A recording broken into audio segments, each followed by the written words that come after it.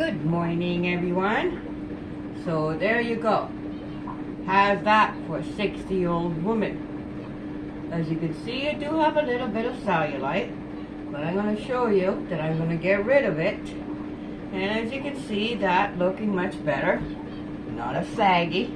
Of course, I'm going to give it another treatment. And basically, that's how a 60-year-old can look like a 20-year-old again. Now, you may say, but I have some stuff in the middle of my breast. There you go. You're going to get rid of it just like that. That's what turkey neck roll-on is for.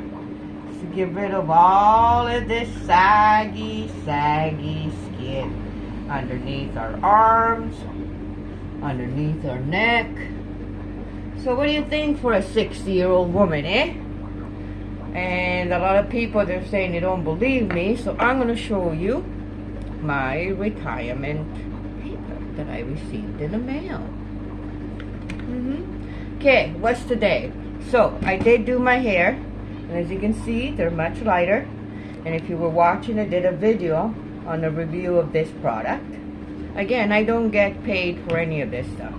I just do test the product and then do a review, especially on old hair. So that does not damage the hair. I put that overnight. Yeah, it doesn't say to put it out overnight, but as you can see, me even putting it overnight, I get my nice blonde hair without the damage. Yeah, it's a little bit frizzy, but that's my hair. So I have a new product that I found, and look at that, 95% aloe vera. Now, I already went through one bottle, and this is the other, almost third. I find out that I test at least a bottle, and then I make a video if it's really good. So, as you can see, it's very, very milky. And what I find that this stuff is amazing, and I mean amazing to leave on. Now, if you have nice normal hair and you don't have them frizzy, I'm pretty sure it's wonderful to us using it as a regular conditioner too. But since my hair is way too frizzy, now if you did not see my other video, one of the magic tricks, especially if you live in a very, very humid environment, is to make sure that you put not only oil after you washed your hair, and there is a lot of videos that I've done on that, and the different types of oil and their thickness. What you want, you definitely want it at the ends, and I have never cut my ends, okay? I think at least now the first time that I cut off all of my dreadlocks, because that's the only way you can get your dreadlock off, that they were basically my hair short up to here. And so that was about 5 years ago. Yes, as an old woman, you can still grow your hair too. So basically, this is what you do. You do the twist. After you wash your hair, you make sure that you twist out all, you rinse out a rag.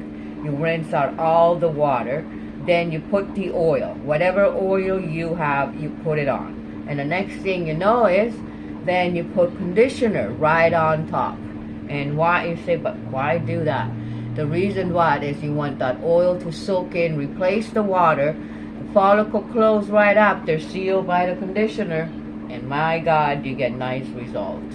Okay, I know. And you don't want to use on the hot iron.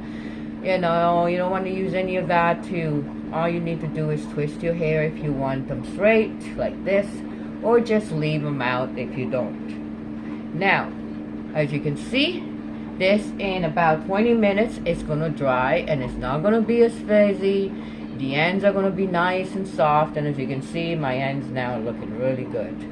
Now, not bad tips for a 60-year-old woman, right? This is the secret. You want to make sure you keep them moist and protected. I don't know if you noticed about my tan, but I did get a bit of sun. And yes, you want to put this on before you want to go get a little bit of sun. Oh my God, you get a beautiful tan. Oh yeah, tan that lasts a long time. You want to put it on your lips. You want to put it above your lips because you don't want the sun to dry it out. You don't want the sun to give you any brown spots, but you do want the nice golden brown. And as you can see, I'm not wearing any makeup, okay? This is my skin as a 60-year-old woman. Now, if you don't know, this is tattooed. So, because I have too many allergies and I don't have enough time, like 2 hours a day, to do this type of eyeshadow treatment on my eyes. Now, you say, why your bags again? Well, I found out I'm allergic to creatine. And so, creatine, no matter what type of creatine, fast-absorbing creatine. So, there's the bags.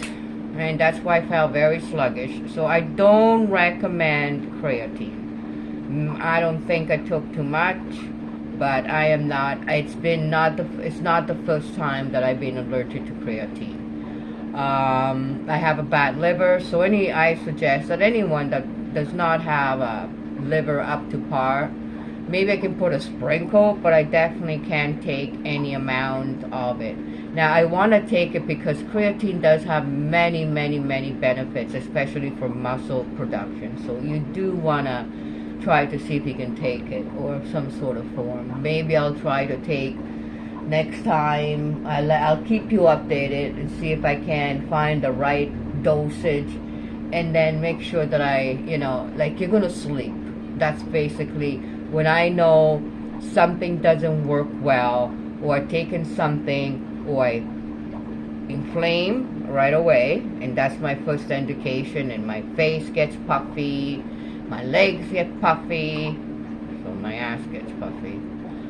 And then the next thing that I do notice, I feel this strong fatigue, so my liver is really sluggish. I know that that's my symptom. And then the next thing I feel is, oh my God, I need to sleep. I need to sleep a lot, compared to my regular day when I can just work 14 hours after I did a full night, 5 hours, 6 hours sleep, and I'm going. And that was the only variation. So I'm very, very upset about that, because I didn't want to have bags and be so sluggish today and had lots to do. So keep in mind that certain symptoms are not really, up in your face, but get in tune with your body. That's what I always say. So this is a short video. Thank you for listening. I always just did it.